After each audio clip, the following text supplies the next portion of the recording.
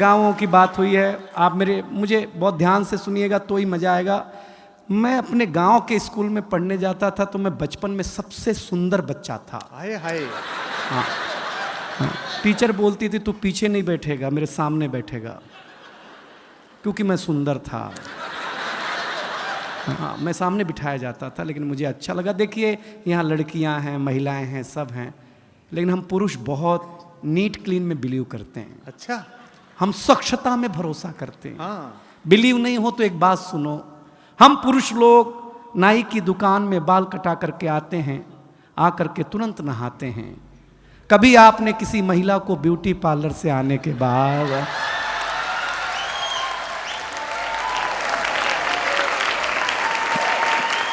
अगर मुंह धोते हुए भी देखा हो? हम पुरुष लोग हैं, स्वच्छता में भरोसा रखते हैं। कोई टेंशन नहीं लीजिएगा, गांव की बात हुई है तो मैं गांव की बात सुना दूंगा। देखिए एक जानकारी दूं, इस दुनिया में फीमेल को बातचीत में अगर कोई हरा सकता है बोलने में, तो वो आरजे। महिलाओं से भी ज्यादा बोलने का काम अगर कोई करता है। और फीमेल आरजे को तो एक सुविधा है कि वो बिना मेकअप के भी ड्यूटी पे जा सकती हैं। बोलना ही है ना भाई, उसमें क्या बात है यार। लेकिन बहुत ताली वाली मत बजाइए, इज्जतदार घराने के लोग हैं आप, कोई टेंशन लेना मत। मैं बहुत जल्दी शुरू, देखिए हम 5 साल के थे। नहीं मत बजाओ, कहाँ चिंता कर रहे हो, हम कर रहे हैं अभी। हम 5 साल के थे तो हमारे पिताजी हमें स्कूल में जमा कराने ले गए। जमा कराने? पहले जमा ही होते थे, कॉन्वेंट कल्चर अब है ना। एक फादर घर में, बारीक है। दिनेश, एक स्कूल में ट्यूशन। हमारे ज़माने में ऐसा नहीं था। बगीचे में हमारा स्कूल होता था, ऐसे मास्टर जी बैठे हुए, ऐसे हम खड़े, ऐसे हमारे पिताजी खड़े। तो मास्टर साहब ने पिताजी से पूछा किसका लड़का है? तो मेरे पिताजी इमोशनल हो गए, बोले मास्टर साहब आपका ही है। मैं सही बताता हूँ। अब हम टेंशन में, जिसको हम 5 साल से बाप समझ रहे हैं, वो तो अपना है नहीं। सही बता रहे हैं आपको। मास्टर ने पहले दिन ही ब्लैक बोर्ड पे लिखा हिंदी, हिंदी के बगल में एक बिंदी लगाई। हमने मास्टर से पूछा ये बिंदी क्या है? बोले अनुस्वार है। हमने कहा सर रविवार सुना, सोमवार सुना, मंगलवार सुना, ये अनुस्वार। बोले ये हिंदी का श्रृंगार है। हम घर आए तो हमारी चाची ने बड़ा सा अनुस्वार लगा रखा था। हमने चाची से पूछा ये क्या है? चाची ने बोला बेटा ये चाचा हैं। हमने कहा चाचा है? हम कंफर्म करने के लिए भाभी के पास गए। हमने कहा भाभी ये कौन है? बोले बाबू ये भैया हैं। मैडम हमारा माथा खराब हो गया। हम शाम को वॉश बेसिन में मुंह धो रहे थे तो देखा चाचा नल की टोंटी से चिटका हुआ है।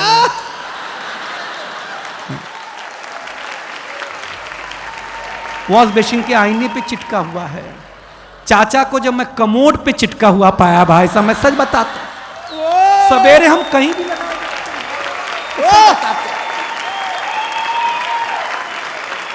ये हमारी क्या मार्केट वैल्यू है यार। कुमार विश्वास जी हमें पहली बार अमेरिका ले गए, फर्स्ट टाइम। हमको अंग्रेजी उतनी ही आती है जितनी लालू जी को आती थी। हम गए तो अमेरिका एयरपोर्ट इतना बड़ा, हम घूमने में थक गए तो डॉक्टर साहब आए, बोले दिनेश थक गए हो, जाओ पानी पी लो। हम पानी पीने गए एयरपोर्ट पे, हमको नल ही नहीं समझ में आया, इसमें पीना कैसे है। तो डॉक्टर साहब आए, पीएचडी हैं, बोले हाँ एयरपोर्ट है, अमेरिका है, टेक्नोलॉजी का देश है, ऐसे बटन दबाओ ऐसे पानी आएगा, पी लेना। रौनक भाई हमने बटन दबाया, पानी आया, कुत्ते जैसा पानी पिया भाई साहब, मैं सही बताता हूँ आप लोग। ताली बजाओ यार, मैं मजाक नहीं कर रहा, आपको आनंद लगा। कुत्ते जैसा भाई साहब, 1 मिनट में कुत्ता बना दिया उसने हमें। हमने कहा आज तो इसकी छुट्टी, दोस्ती कर ली हमने। जिसने कुत्ता बनाया था वहाँ के एक आदमी से, वो हमारे गांव आया, हम तुलसी माता के पास ले गए। हमने कहा ये हमारी अम्मा है। उसने तुलसी माता के पौधे को उखाड़ा, पत्ते पत्ते अलग कर दिए, बोले ये तुम्हारी अम्मा। हमारे भीतर का नोएडा जगह, हम उसको एक खुजली के पेड़ के पास ले गए। हमने कहा पिताजी से मिलो।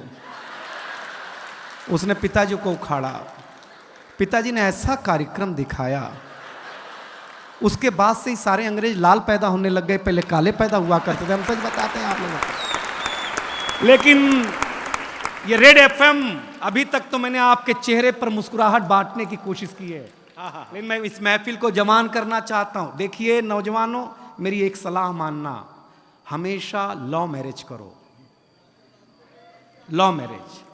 क्योंकि लव मैरिज और अरेंज मैरिज में एक डिफरेंस है। लव मैरिज में अपने ही गर्लफ्रेंड से शादी होती है,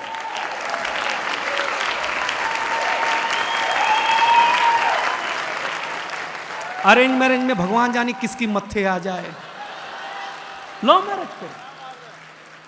खुसरो लिखता है, जिहाल मिस्की मुकुंद तगाफुल, दुराए नैना बनाए बतियां, किताबे हिजरा न दारम ऐजा न ले हूं काहे, लगाए छतियां सखी पिया को, जो मैं न देखूं तो कैसे काटूं अंधेरी रतियां, जिसे पड़ी है जो जा बतावे पिया रे पी को, हमारी बतियां न नींद नैना न अंग चैना, न आ पाए न भेजे पतियां। ये इश्क है, समझ में आया? हाँ बस, पेमेंट एक बार की है। हाँ हाँ ठीक। अरे वंस मोर सुनाते हैं, हमको एक ही पैक में चढ़ जाती है।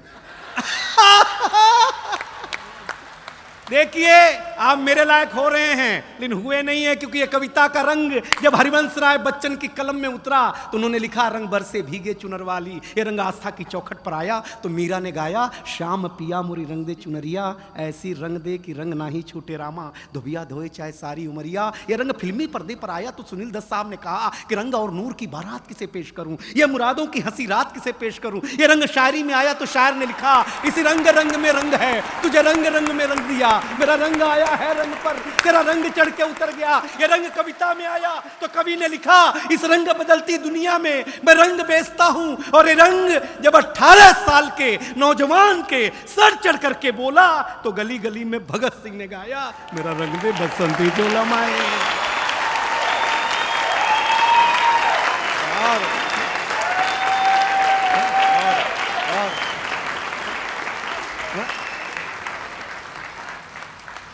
ये ताली पहले बजा देते तो इतना खून खराबा नहीं करना पड़ता यार।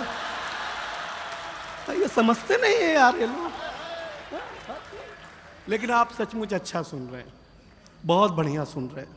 जो इज्जत आप हमें दे रहे हैं, अगर हमें घर मिल गई होती तो इतना दूर झक मराने आते भाई साहब तर से। लेकिन बहुत अच्छा है, मैं एक कविता सुनाने का मानस है। आप डॉक्टर साहब, एक ऐसी कि मेरे नौजवान दोस्तों, मैं भी नौजवान हूं, एक निवेदन करता हूं, किसी भी चीज की आपके जीवन में उपयोगिता उतनी होनी चाहिए जितना काम हो। तब एक कविता आपको हंसाया हूं, सुनिएगा, क्योंकि हमारे गांव की कविता सुनाई रोहित शर्मा जी ने।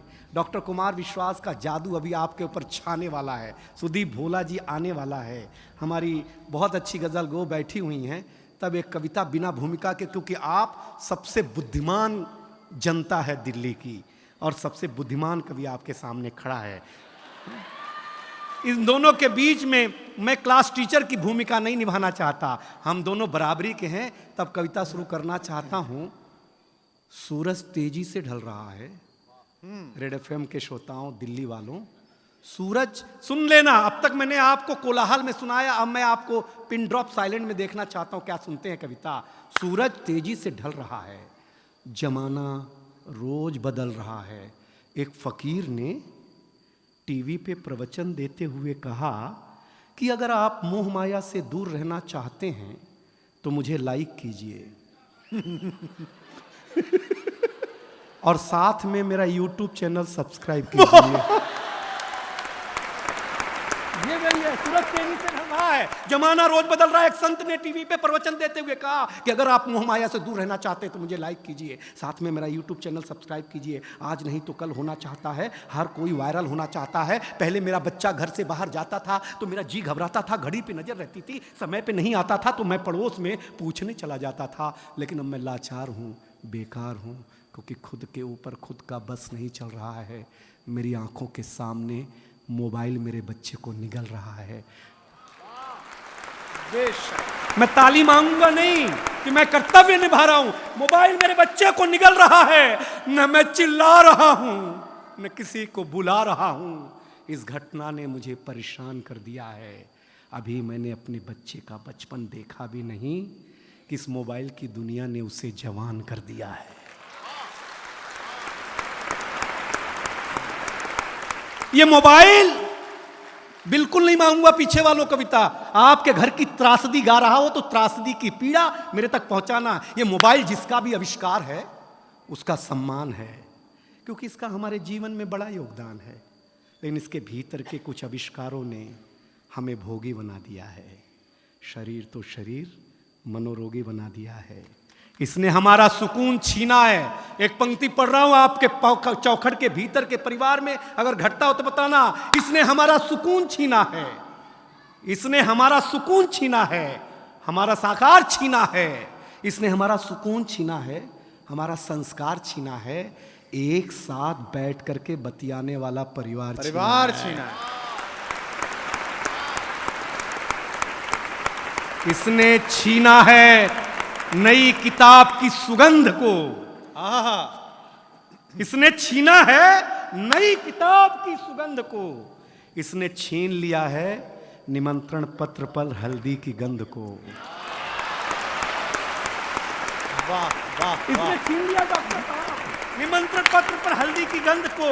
इसने घूंघट छीना है, हर रात छीना है, चैट की आड़ में संवाद छीना है। पढ़े लिखे लोगों जरी दो पंक्ति समझ जाना तो बताना। चैट की आड़ में संवाद छीना है। आप कहेंगे कि ये सब नुक्ता चीनी है, लेकिन भाई साहब कलेजे पे हाथ रख करके सोचेंगे तो कलेजा फट जाएगा, क्योंकि इसने आपके जीवन जीने का आधार अर्थात उत्सुकता छीनी है।